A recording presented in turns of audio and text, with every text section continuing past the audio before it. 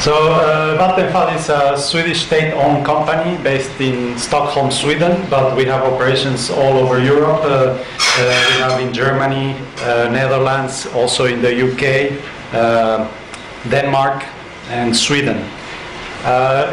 During my presentation, I will actually try to explain from a very general perspective first how the ETS affects the company, and then try to go into detail and give you examples of how more or less allowances and ETS, how we manage allowances to comply with the ETS. This is the energy mix of Vattenfall. It's almost 50% coal driven. We have also 27% power, nuclear power, hydropower, 24%, wind power, and biomass. And because of this graph, here you can see 50%, almost 50% is coal. That means the ETS has a large effect in our operations. It's a very big influence. Here you can see also, in average, the emission factor of the company. Emission factor on the lower numbers, and then also total emissions. And you can see that, in average, we have had more or less above 75 million, close to 80 million tons of CO2 emissions per year. And our average emissions factor for the company has been a little bit above 400 grams of CO2 per kilowatt hour. But as you can see, it has been decreasing because we have been increasing renewable energy in general. My colleague Michael May mentioned some of the other policies that have been or are being studied in Europe for, let's say, controlling or trying to reduce emissions. But from a business perspective, I think one of the most favored tools is emissions trading.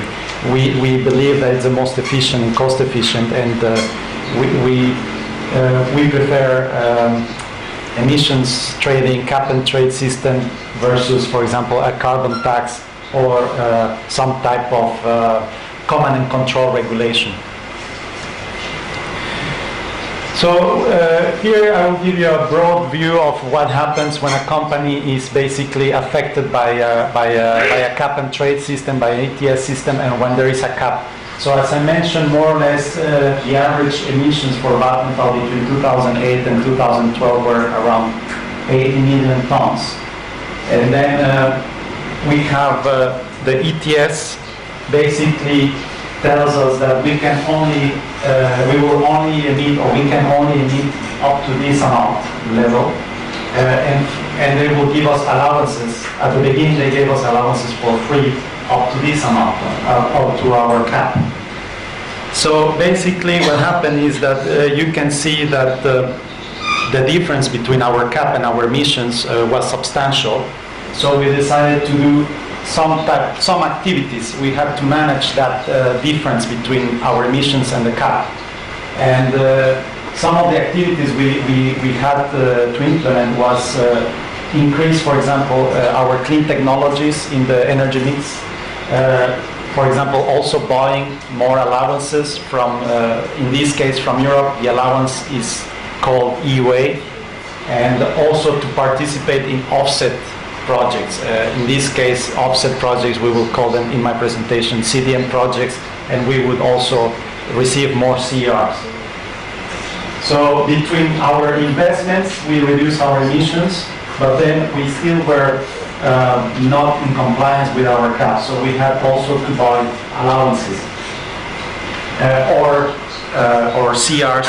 Allowances could be EUAs or CRs.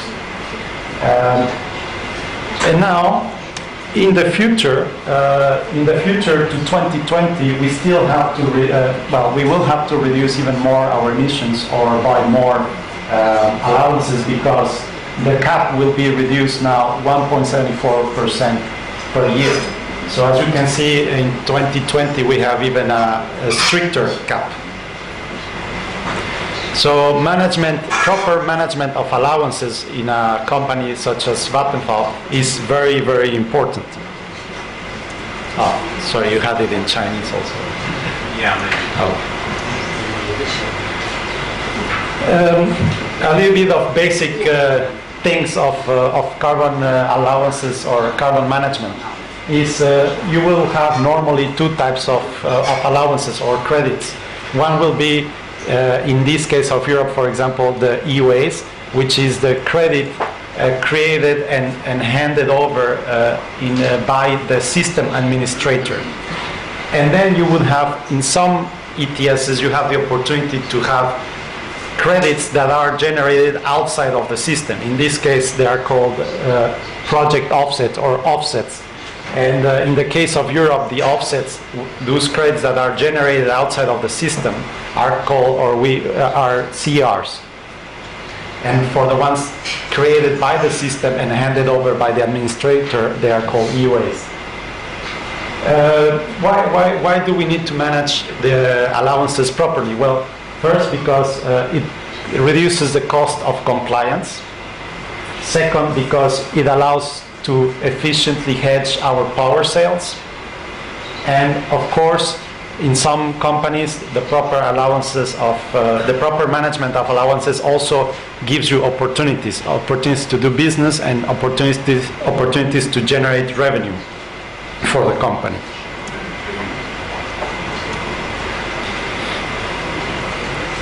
So how do we do carbon allowances management? Well, basically, each power plant, each of our installations has to monitor and report emissions every year. So that's on an individually each company. But since we're a large company and we have to centrally manage the compliance position. So in this case, it really depends on your type of company. In Vattenfall's situation, we have maybe 10, 20, 30 individual facilities. And so each one has to report, monitor, and verify their emissions. But then the compliance position is managed centrally by a single unit. In our case, because of the size of the company and the number of installations, we try to manage the position, the compliance position, every day. So we do daily calculations on what has to be done to be able, at the end of the year, to comply with the law. But then, once you have strategically managed your carbon position, then you have to inform or give allowances or offsets to your individual installations so they can comply directly with their own, let's say, with their own regulator. This is very specifically for companies that have operations and facilities in different jurisdictions, because each jurisdiction might have different rules.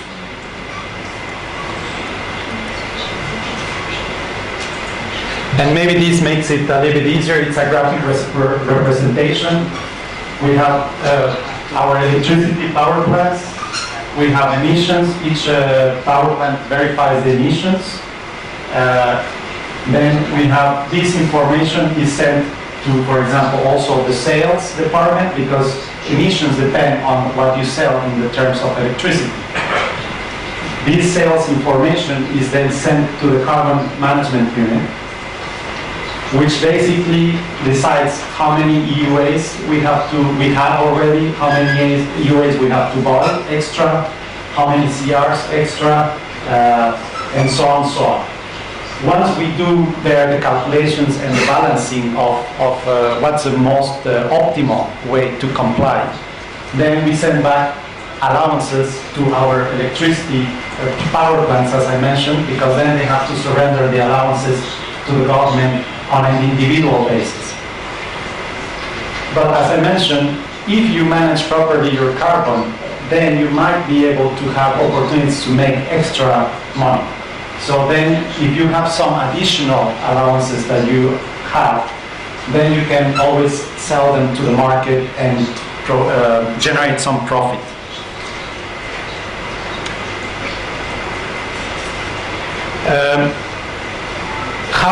there are many different ways that you can get access to allowances. But of course, as I mentioned, in Europe, for example, at the beginning, we would get EUAs or the allowances for free.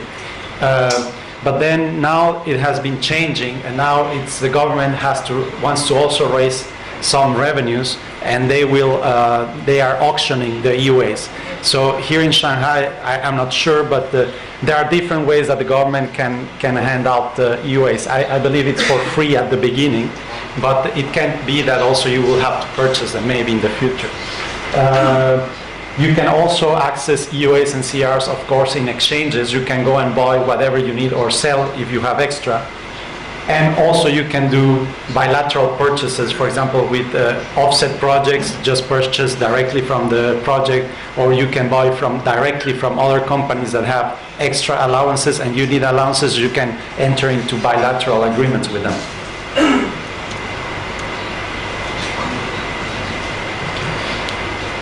So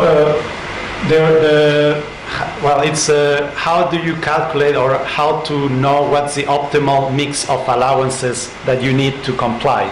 Of course, one of the main criteria to do the optimal management of allowances is cost. You want to comply with the law at the smallest cost possible. Also, it also depends on availability. For example, let's say that you can buy a lot of offset CRs, for example, to make it very cost efficient, but then the offsets will take maybe 3, 4, 5 years to come. Then even though it's cheaper, it's not available, so you might need to do other things. Also time, how much time you have left for compliance, to surrender your units for compliance. And of course, each ETS will have its own restrictions. It will have some specific rules for each let's say, for example, how many offsets you can use, or how many EUAs you will get for free and how many you have to buy, etc., etc. Also maybe restrictions on what type of offsets you can use, and so on, so on. And for example, in the case of the EU ETS, you have to comply for emissions generated in 1 year before. You have to comply by April the following year.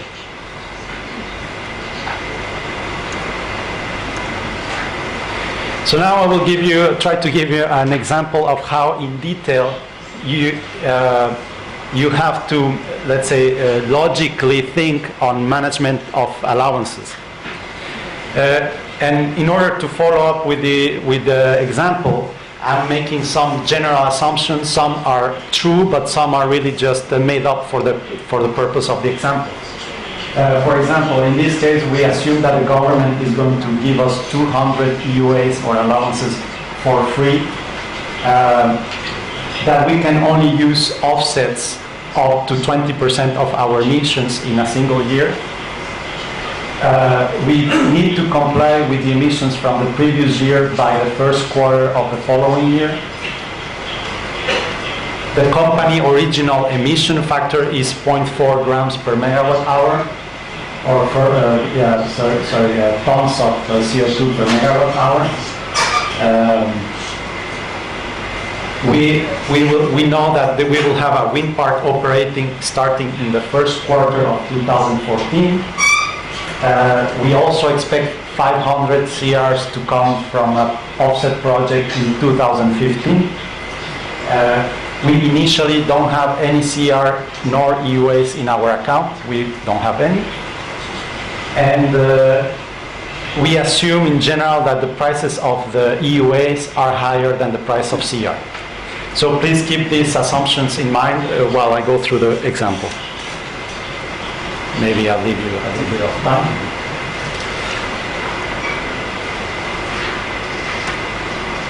So let's say we're in the year 2013, and as I mentioned, very important to have a very good transfer of information between your sales department, in this case of energy company, but I'm sure many other industries have the same relationship with sales. And we have information that in 2013, we have 1,000 megawatt hours sold in advance for delivery in 2014, but we also sold 1,000 megawatt hours in 2013 in that moment. So we have a total emissions in 2013 of 400 tons of CO2, 400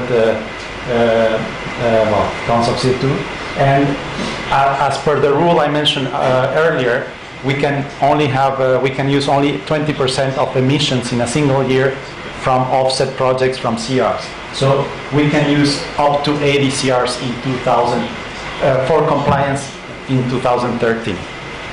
So there you see the graph. This is the information from sales, and this is what happens in the carbon management unit. So we have sold 1,000 megawatt hours in 2013, which means, according to the emissions factor, that we have generated 400 tons of CO2e. But remember that I already sold forward 1,000 megawatts of megawatt hour of electricity into 2014. And for hedging purposes, you want to make sure you lock the profit. Obviously, each company has different strategies, but normally if you sell forward electricity, you want to make sure that your costs are fixed and your profit or your sales are known, and you lock the profit. So you would try to lock the profit of lock the price or the cost of carbon at the moment you make the sale. So in this case, since we sold forward 1,000 megawatt hours, we also would need an additional 400 allowances to be able to hedge that electricity sale. So basically, in total, we will need 800 allowances for the year 2013. And very important, because of the EUA price is higher than the CR price, you will try to maximize, of course, the cheapest option. In this case would be CRs. So you would buy up to the maximum maximum volume allowed of CRs, which would be 80, and the rest you will have to buy it from the market. Also remember, you will get 200 EUAs at the end of the year, so that means in theory you will only buy 600 allowances between EUAs and CRs, and then you will get in 600, and then at the end of the year plus the 200 you will reach the 800 number that I showed at the beginning. So if we move on to the next year, so we have new sales data. We will have now, for example, we had 1,000 megawatts sold the year earlier, plus 1,000 megawatts sold that year in 2014, plus we are selling again forward 2,000 megawatt hours into 2015. One important situation in this section is that our wind power plant is entering into operation, so that means it reduces the emission factor of the company. So now it becomes 0.300 tons of CO2 per megawatt hour, and that of course affects the amount of emissions that you will need to buy yourselves. So anyway, and then we have to comply also with the previous year. And as you remember, the previous year emissions were only 400, so we surrendered 320 EUAs, and we surrendered 80 CRs, which were the maximum number allowed. And then, again, with information from sales, we make decisions, we optimize which volume of CRs we should buy and which volume of EUAs, plus the EUAs we get for free at the end of the year. So you make the calculations, and you end, of course, in 2015, again, surrendering for compliance. So for example, the only difference now in 2015, if you remember, now you're getting 500 CRs from one of your projects, offset projects, so you need to take that into account for your optimization and balancing of allowances for 2015.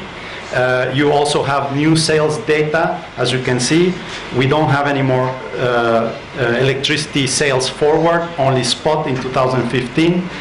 We need a total, we need allowances of 1,500. So we go into the market, plus the offset CRs that we receive, plus the ones we will get for free at the end of the year, and you do your balancing. Well, something also, for example, in 2015, because we got so many offset CRs from a project, and we already had some, and we don't need so many for compliance. There is this, we decided to sell some CRs into the market. And that's something, again, as you can see, you keep adding variables to your calculations and to the management of allowances. And this is, of course, oversimplified, but it gives you an idea of how many variables you have to be managing or handling to have an optimal management of your carbon allowances. So if we go on, for example, in 2016, so basically it's the same story. And again, in this case, we still need to buy, because of our sales in 2016, plus the emissions, the allowances we were left from 2015, we still have to buy some CRs, for example, and we will get 200 EUAs at the end of the year, and so on. So this is done, each company will do it the way it is more suitable for their operations.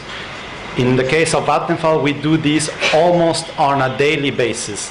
And we every day have to calculate more or less what's the best balance between allowances and credits, including our investments, also depending on the market price, the EUAs, CRs, and so on, because if the CR prices are maybe high enough, you want to make sure you buy more, you sell more CRs at the specific point in time. So there are many variables. This is an oversimplification, but of course it gives you a really good idea of how you have to logically think in order to manage allowances.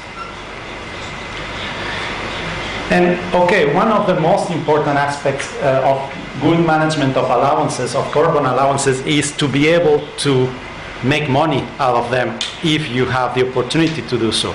Not every company can make money out of them, because many companies really they will need more allowances than they have available in their, let's say, in their books, in their accounts. But some examples of how you can make money, or products you can of course use for monetizing your allowances, are the following. These are the most common, but maybe there are some other financial instruments available. You can do spot sales, meaning that if you have the EUA in your account or a CR in your account, you can sell it immediately, either to a counterparty or in an exchange. You can also do future transactions, meaning you can promise to deliver CRs or EUAs in a future, in a specific date, and you might or might not have them in your account. But that's okay, because it's a sale for the future. In Europe, the most common date to settle contracts is December each year. And normally, well, right now, the most liquid settlement dates are usually 1 to 2 years, up to 2-3 years maybe. You also have contracts for settlement dates maybe 4 or 5 years in advance, but they are not very liquid. But 1 and 2 years are usually very liquid. Of course, you also have options. That's a little bit more sophisticated instrument, and it's used mainly for hedging purposes. And I have a good example there. Let's say that your company holds a large amount of EUAs or CRs, and you don't need them in a specific year, but you think you will need them maybe in the next or in 2 years. So you don't want to sell them, maybe because the price is low at that moment. You don't think it's a good idea to sell them because you will need them next year. So but then you're worried, what happens if the price goes down? Then the value of my value of my portfolio will go down. So a good way to hedge that risk is with the option. If you buy a put option at a lower price and the price goes down, then of course that means the price of your portfolio, of your allowances will go down, but the value of your option will go up. So you can more or less keep a balanced, the value of your portfolio can be kept balanced. You also have something called swaps, which means it's a physical exchange of EUAs in this case for offset CRs in this case, or the other way around. So meaning, for example, you exchange them at a rate without having to pay any money, without the cash exchange or cash transfer, but you can also ask or demand money for making the exchange. So it depends on each of the company's strategy. Finally, it's available, but it's not very common. It's at least in the carbon management or carbon market, is spreads. So basically, is the contract that reflects the difference in prices between future contracts. So for example, the contract from December 2014 might be higher or lower than the contract for December 2015. So you can do a contract that reflects that price difference, and of course with time it can move up and down and you can make or lose money. So I hope I gave you a broad overview of how to think in terms of carbon management. This is very from a perspective of an energy company with several power plants in different jurisdictions. But it might be much simpler, for example, for a company that has only 1 or 2 power plants located in the same jurisdiction. But I hope it gives you a good idea. Thank you very much.